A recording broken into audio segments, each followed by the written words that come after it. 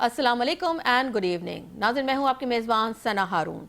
लहू से सींची गई है ये सरजमीन वफा, कश्मीर की सदा है। हम चाहते हैं फ़कत हक़ खुद इरादियत।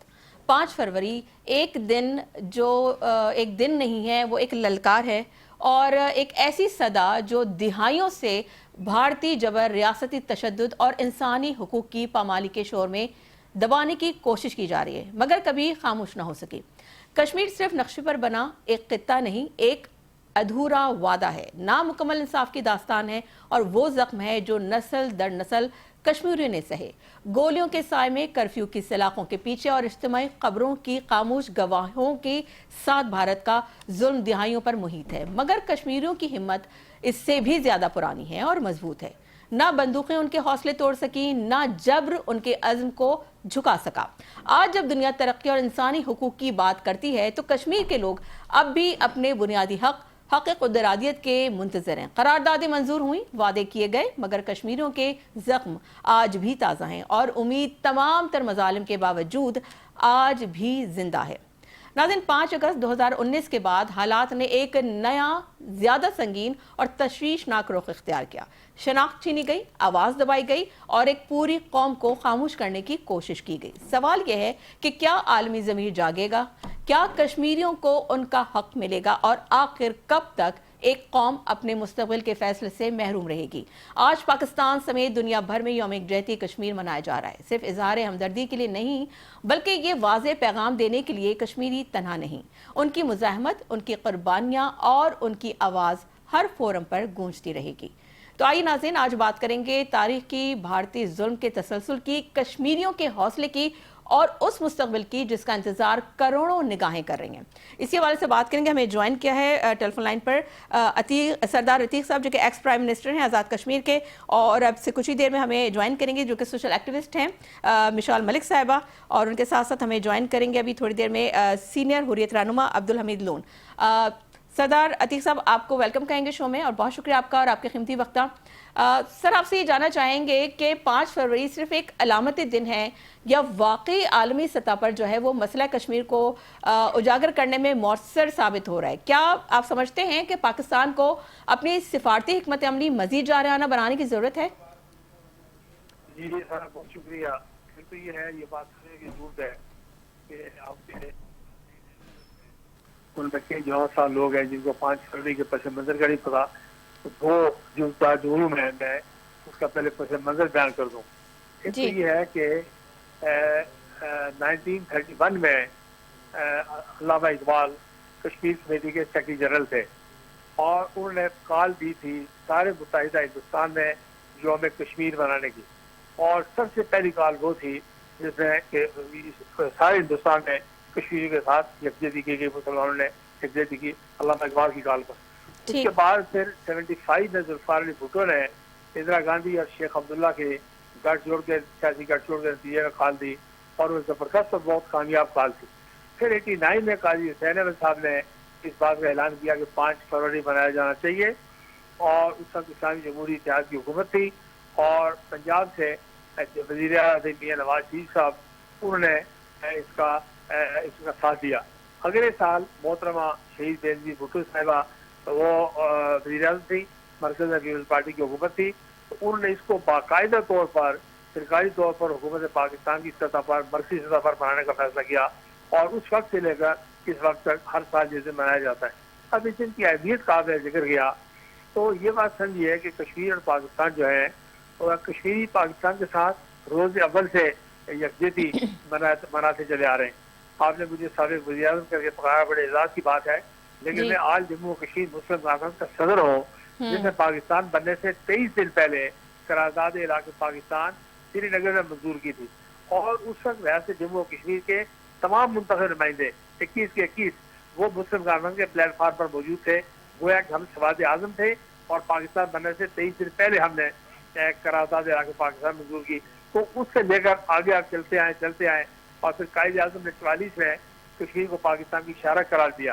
फिर आगे चल के बजाय जबर सरदार क्यूब खान ने और मुस्लिम कॉन्फ्रेंस से कश्मीर बनेगा पाकिस्तान का नारा दिया, जो आज भी मियां शहबाज शरीफ साहब ने उसका जिक्र किया और बाकी दुनिया मुल्क वाले उसका जिक्र होता है। ये जो यकजहती है, ये लाज़िम व मलज़ूम है और ये फितरी है और तारीखी है, जोग्राफियाई है, माशी है, सकाफती है, समंदरी है, दिफाई है। इसको एक उस तनाजर में देखने की जरूरत है। दूसरा ये है कि कश्मीर तो यकजहती बनाते चले आ रहे हैं, लेकिन 89-90 से जैसे मैंने कहा कि फिर अहले पाकिस्तान ने फैसला किया कि वो ये दिन कश्मीरियों के साथ यकजहती करेंगे। तो हम हुकूमत पाकिस्तान के, पाकिस्तानी अवाम के और पाकिस्तानी मीडिया के शुक्रगुजार हैं कि पाकिस्तान और दुनिया भर में आज इसका एहतमाम किया गया और सारी दुनिया को मैसेज दिया गया। अब थोड़ा सा फर्क ये है, आपने अग्रेसिव पॉलिसी का जिक्र किया कि माजी के मुकाबले में आज जब हम बात करते हैं तो इस वक्त ये ऐसी 5 फरवरी है जब हिंदुस्तान का ऑपरेशन संदूर जो है वो पूरी तरह नाकाम हो गया और हिंदुस्तान का बयानी पिट गया, और हमारा जो ऑपरेशन दुनिया में मरसूस है और हमारा हक है वो न सिर्फ फतह बंद हुआ बल्कि सारी दुनिया में एहतराम और कबूलियत की नजर से देखा गया। तो गोया कि हिंदुस्तान का 50-60 साल कश्मीर का और पाकिस्तान के खिलाफ जो प्रोपेगेंडा था वो जायल हो गया। हिंदुस्तान का अच्छा, खतर करामत माजर चाहूँगी सरदार अतीक साहब, ये बताइए कि हम ये देखते हैं कि 1947 से लेकर आज तक की अगर हम बात करें तो सर अक़वाम मुत्तहिदा की जो करारदादें हैं वो अमली शक्ल जो है अख्तियार जो है ना कर सकें, तो आपके ख्याल में इसकी क्या वजह है? क्या कोई नाकामी है इसके पीछे, या आलमी सियासत है, या भारतीय कमज़ोरी सफारतकारी है? क्या कहेंगे आप? देखिए, बिल्कुल भारतीय सफारतकारी नहीं है, भारतीय हठधर्मी है, ये बात समझनी चाहिए। और दूसरी बात यह है कि भारत को भी कामयाबी कोई नहीं हुई, क्योंकि 8-9-10 लाख फौज वहाँ रखना साल हर साल से और उनको पुल आउट न कर सकना, 5 अगस्त 2019 का भी आपने इंटरव्यू में बड़ा खूबसूरत जिक्र किया, तो सारी बात के बावजूद फौज वहाँ मौजूद है। तो आलमी सियासत आप उसको जरूर कह सकते हैं, इसलिए कि मगरबी दुनिया जो है तो चीन के मुकाबले में हिंदुस्तान को थपकी दे के तो वहाँ उसको रखना चाहती है। इंसानी हुकूक की पामाली खालिस्तान में हो रही है, आसाम में हो रही है, कश्मीर में हो रही है, चिकन एक्सटेट्स में हो रही है, मिजोरम में हो रही है, नागालैंड में हो रही है, लेकिन उस पर पर्दा पड़ा हुआ है कि कत्लेआम होता जा रहा है अनटचेबल के साथ, शुद्रों के साथ, ईसाइयों के साथ, दूसरे मज़ाब के साथ क्या सलूक हो रहा है। तो ये मगरबी दुनिया चीन के मुकाबले में हिंदुस्तान, क्योंकि वो समझते हैं चीन और पाकिस्तान के गहरे ताल्लुकात हैं, वो ये समझते हैं कि चीन एक कुव्वत मुस्तक़बिल की, उसके मुकाबले में वो हिंदुस्तान को थपकी देते हैं। लेकिन अभी वो सारा उनका किया धरा मगरब का नाकाम हो गया और वो बेनकाब हो गया और पता चला कि ये नहीं, ये हिंदुस्तान की जिद हटदर्मी जो है ये ठीक नहीं है। अब बिल्कुल आपने ठीक कहा कि इस वक्त है कि हम एग्रेसिव डिप्लोमेसी करें, बल्कि हम जो है मिलिट्री डिप्लोमेसी जिस तरह शुरू की हमने कि फील्ड मार्शल खुद दुनिया के कोने कोने में जा रहे हैं और अमरीकी सदर उनका बार बार जिक्र करते हैं, हम 6 तैयारों का जिक्र करते हैं, अमरीकी सदर 8 तैयारी गिराने का जिक्र करते हैं, ये मिलिट्री डिप्लोमेसी का नतीजा है। तो हमें इस वक्त चाहिए कि अरबों के साथ भी हमारा दिफाई मायदा हो गया है, बांग्लादेश के भी हम करीब आ गए हैं, रूस के साथ भी ताल्लुकात अच्छे हैं, ईरान की पार्लियामेंट में भी पाकिस्तान जिंदाबाद के नारे लगते हैं। तो इस वक्त इस सारे खिते में अगर आप गौर करें तो हिंदुस्तान तनहा हो गया है और पाकिस्तान की जो दायरा असर है उसमें बहुत इजाफा हुआ है और दुनिया में मरसूस के बाद खास तौर पर। इसलिए हमें जरूरत इस बात की है कि हम कश्मीर की तहरीक को, कश्मीरी जो बुनियादी फरीक़ मुकदमे के जम्मू कश्मीर के अवाम और उनकी क़यादत हुर्रियत कारफर्ज है, उनको साथ लेकर दुनिया भर में जो है जितने मिशन हैं उनके साथ मिलकर हम सारी दुनिया को ये पैगाम दें और ये बताएं कि आलमी बरादरी का वादा है। और जब तक मसला कश्मीर हल नहीं हुआ, ये बात याद रखिए कि जब तक मसला कश्मीर हल नहीं हुआ उस वक्त तक पाकिस्तान हिंदुस्तान के ताल्लुकात ठीक नहीं हो सकते, और पाकिस्तान हिंदुस्तान के ताल्लुकात अगर ठीक नहीं होंगे तो जनूबी एशिया में अमन, न सिर्फ ये अमन कायम नहीं हो सकता बल्कि एटमी जंग के बादल मुंडलाते रहेंगे, मुसलसल मुंडलाते रहेंगे। इसलिए अगर जनूबी एशिया में अरबों इंसानों को बचाना है, ये सिर्फ 2 करोड़ लोगों की जिंदगी मौत का सवाल नहीं है, बल्कि कश्मीरी जो है इस वक्त जनूबी एशिया की बका की जंग लड़ रहे हैं, पाकिस्तान की तकमीर की जंग लड़ रहे हैं। कायद आज़म ने इससे इशारा कहा। तो ये जो जंग है मैं समझता हूँ कि कश्मीरियों को नाकामी नहीं हुई। आज 12-13 हज़ार आदमी कश्मीरी हिंदुस्तान की जेल में है, कश्मीर की जेल को छोड़ के मैं बात कर रहा हूँ, सैकड़ों और हज़ारों बेवा औरतें हैं, यतीम बच्चे हैं, माजूर लोग हैं, जेलों में लोग बैठे हुए हैं। यासीन मलिक साहब जो हैं वो फांसी के फंदे में बैठे हुए हैं, शबीर शाह साहब कैंसर के मरीज पिछले 37 साल से जेलों में, डॉक्टर कासिम फत्तू को 28-29 साल हो गया है, आसिया अंतराबी को, इन लोगों को। तो ये जो सिलसिला है ये हिंदुस्तान की कामयाबी की अलामत नहीं है, बल्कि मैं समझता हूँ कि पाकिस्तान की अखलाकी हमायत, कायदो हमायत, अवाम की हमायत, अफवाज की हमायत और पाकिस्तान के जो अखलाकी और सियासी हमायत है वो भी इसमें शामिल है। और कश्मीरी की कुर्बानियाँ बुनियादी बात है कि जिन्होंने हथियार नहीं फेंके और आज भी पाकिस्तान के साथ अपने ताल्लुक को, अपनी मोहब्बत को तरजीह देते हैं और पाकिस्तान के झंडे में दफन होने को एजाज समझते हैं और कश्मीर बनेगा पाकिस्तान का नारा बुलंद करते हैं। अच्छा सरदार साहब, कहा यह जा रहा है कि 2026 का जो साल है वो इंतहाई अहम है। उसके अहम होने की वजह यह है कि ज़ाहिर जुलाई तक इलेक्शन की बातें हो रही हैं।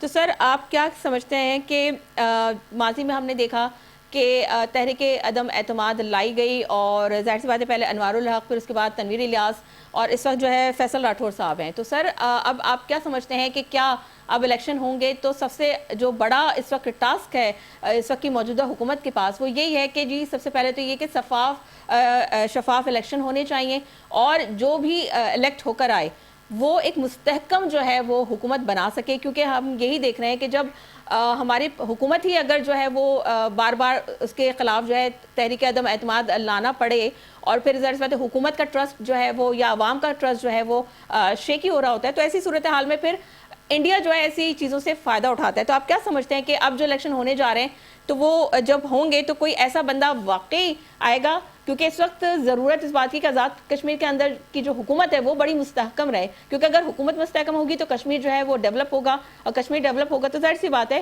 कि वहाँ के रहने वाले लोगों को भी वो से मुस्तफ़ीद होंगे। क्या कहेंगे सर आप? देखिए, बिल्कुल आपने ठीक कहा कि आज़ाद कश्मीर का जो पार्लिमानी इस्तेकाम है इसका बहुत नुकसान पहुंचता है।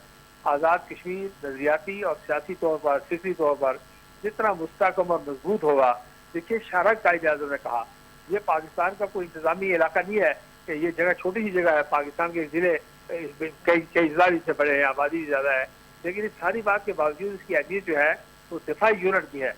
इसमें बिल्कुल शफाफ इंतखाबात होने चाहिए और हम अब थोड़े से फंस चुके हैं, वरना कायद-ए-आज़म की कश्मीर पॉलिसी से हमें रहनुमाई हासिल करनी चाहिए थी। और कायद-ए-आज़म की कश्मीर पॉलिसी ये है कि उन्होंने कश्मीर में कहा कि मैं सारे मुत्तहिदा हिंदुस्तान में जहाँ हो सके ऑल इंडिया मुस्लिम लीग बनाऊंगा। 44 से श्रीनगर गए थे, मुस्लिम कॉन्फ्रेंस सहारी पार्टी के क्वार्टर्स कर देगा, लेकिन उन्होंने कहा कि स्टेट ऑफ जम्मू कश्मीर के अंदर मुस्लिम कॉन्फ्रेंस मेरी जमात है। और ये जो अल्लामा इकबाल का मशहूर शेर है कि तोड़ उधर से जफा कैश को यारा, जिसने रूह आज़ादी कश्मीर को पामाल किया, ये मुस्लिम कॉन्फ्रेंस को जब शेख अब्दुल्ला ने तोड़ा तो उस दौर की बात है कि उन्होंने रियासती जमात को रूह आज़ादी कश्मीर कहा। तो आप बिल्कुल ठीक कह रहे हैं कि आज़ाद कश्मीर में शफाफ इलेक्शन होना चाहिए, सियासी तौर पर निज़ाम मुस्तहकम होना चाहिए, नजरियाती तौर पर मुस्तहकम होना चाहिए। इस इलाके में हम इक़्तिदार की रेस कैंप नहीं बना सकते, ये तहरीक आज़ादी कश्मीर का बेस कैंप है और इसमें बार बार की अदम एतमाद, बार बार का अदम इस्तेकाम इसके मुकम्मल नहीं हो सकते। इसलिए शफाफ इलेक्शन हो, फ्रेश मैंडेट लेके लोग आए और एक अच्छी मजबूत जानदार हुकूमत बने जो नजरी अकीदे की बुनियाद पर बने और जिसे पता हो कि तहरीक आज़ादी के तसलसल को कायम रखना है और हमें मकबूजा जम्मू कश्मीर के लोगों के दुख सुख में शरीक होना है और उनकी आवाज़ बन गए। देखिए, वो लोग तो चारों तरफ से मासरे में 10 लाख फौज की कब्जे में और तोपों की गन गरज के बावजूद बंदूक की नालियों के सामने खड़े होकर भी पाकिस्तान जिंदाबाद कहते हैं, तहरीक आज़ादी और अक्षय खुद आज़ाद की और इस तरह राय की बात करते हैं। तो आज़ाद कश्मीर की जो हुकूमत है उस हुकूमत को कितना मजबूत मुस्तहकम होना चाहिए, नजरियाती तौर पर, फिक्री तौर पर और पार्लिमानी तौर पर ऐसा होना चाहिए कि वो मकबूजा जम्मू और कश्मीर के मजलूम और महकूम और बेबस मुसलमानों की आवाज़ बने और हुर्रियत कॉन्फ्रेंस के साथ मिलकर सारी दुनिया में जो है वो इसको नई नस्ल को और दुनिया को जो हिंदुस्तान की चालाकियाँ यारियाँ हैं उनको बेनकाब करें। अच्छा सरदार साहब, हम ये देखते हैं कि अक़वाम मुत्तहिदा की जो करारदादें हैं वो कश्मीरियों के लिए एक उम्मीद की किरण जो है वो होती हैं, तो क्या आज भी कश्मीरी नौजवान जो है इन करारदादों पर यकीन रखते हैं या आप समझते हैं कि एतमाद जो है वो मुतज़्ज़ल हो चुका है? अब देखिए, अक़वाम मुत्तहिदा का किरदार इस मामले में वो बहुत ज़्यादा काबिल तहसीन नहीं है, लेकिन ये बात याद रखिए कि जो अक़वाम मुत्तहिदा की करारदादें हैं वो मसला कश्मीर की बैनुल-अक़वामी कानूनी बुनियाद है, तस्लीम शुदा, जिसे सारी दुनिया मानती है। इसलिए उन करारदादों की बेपरा अहमियत है और उन करारदादों की वजह से मसला कश्मीर अक़वाम मुत्तहिदा के एजेंडे पर है, सिक्योरिटी काउंसिल में शामिल है। 5 अगस्त 2019 के बाद 3-4 मरतबा सिक्योरिटी काउंसिल ने मीट किया है और उन्होंने हिंदुस्तान के फैसले को एक्सेप्ट नहीं किया और कश्मीर को मुतनाज़ा करार दिया। अमरीकी सदर अभी भी जो है, हम अभी गजा पीस जो बोर्ड है इसमें पाकिस्तान का शामिल होना अच्छी बात है, खुशाइंद है, खुदा के मसला फलस्तीन का कोई बने और उसके बाद किसी की बारी भी जल्दी आ जाए। तो आली बरादरी जब मसला कश्मीर को मुतनाज़ा कह दिया है तो वो इन करारदादों की वजह से कह दिया, बुनियादों की वजह से कह दिया है, हिंदुस्तान के रवैये से की वजह से कह दिया है। इसलिए आपने देखा कि दुनिया के किसी मुल्क ने उसकी हिमायत नहीं की हिंदुस्तान के इस इक़दाम की, बल्कि लोगों ने उसको कंडेम किया। और चीन आज भी जो कश्मीरी को वीज़ा देता है वो हिंदुस्तान के पासपोर्ट पर देने से इनकार करता है, स्टेपल वीज़ा देता है। चाइनीज एम्बेसी के कागज़ पर, सरकारी एम्बेसी के कागज़ पर वीज़ा लगाते हैं और उसे हिंदुस्तानी पासपोर्ट के साथ स्टेपल करते हैं। वो कहते हैं कि कश्मीर हिंदुस्तान का इलाका हिस्सा नहीं है। तो ये बात दिल्ली में बैठकर चीन का सफीर कहता है। तो इस तरह दुनिया जो है वो ये बात समझती है कि मुतनाज़ा इलाका है हमारी जो बैनुल-अक़वामी करारदादें हैं बड़ी अहमियत के अमल हैं और वो रोड मैप मुहैया करती है। होगा अल्टीमेटली क्या होना ये चाहिए और होगा ये कि ये पीसफुल पॉलिटिकल नेगोशिएटेड सेटलमेंट होगा। हिंदुस्तान और पाकिस्तान की आज़ादी जो है वो मुज़ाकरात के जरिए वजूद में आई है। सिंध ताश माहिदा मुज़ाकरात के जरिए वजूद में आया है। 90,000 कैदी और खैमगरन का इलाका मुज़ाकरात के जरिए वजूद में आया है। तो ये कश्मीर की आज़ादी जो है अल्टीमेटली आपको मुज़ाकरात की मेज़ पर जाना है। लेकिन हिंदुस्तान का जब तक फौजी कब्जा है, फौजें वहाँ से आबादी के मराकज़ से पीछे नहीं हटी है, इंसानी हकूक़ की पामारी नहीं रुकी है, कत्ल वारदारी नहीं रुकी है और 40 लाख लोग हिंदुस्तान बाहर से लाके आबाद जो करने का अमल है उसको किसी सूरत पाकिस्तान को तस्लीम नहीं करना चाहिए। हिंदुस्तान की ख्वाहिश है कि वो खेत खत्म करे कि हिंदुस्तान ने कर लिया है तो वह दुनिया को क्या मजबूर है, मैंने बस इसको यूनियन टेरिटरी का हिस्सा बना दिया है। तो अब पाकिस्तान भी जो है ऐसा कोई इक़दाम करेगी कि पाकिस्तान की आज़ादी को या सूबा बना रही या तस्लीम करे या फलां करे। तो ये सारी बातें जो है हिंदुस्तान के फंदे हैं उससे हमें नहीं फंसना चाहिए। हिंदुस्तान की चालें हैं उस पर हमें नजर रखनी चाहिए। अच्छा सरदार साहब, हम ये देख रहे हैं कि आज जैसे कि रैलियां भी निकली और सेमिनार्स तो हो रहे हैं, मगर क्या ये सरगर्मियां आप समझते हैं कि अमली दबाव में जो है वो कोई तब्दीली हो रही है? पाकिस्तान को अगला जो है उसका बड़ा कदम क्या उठाना चाहिए आपकी नज़र में?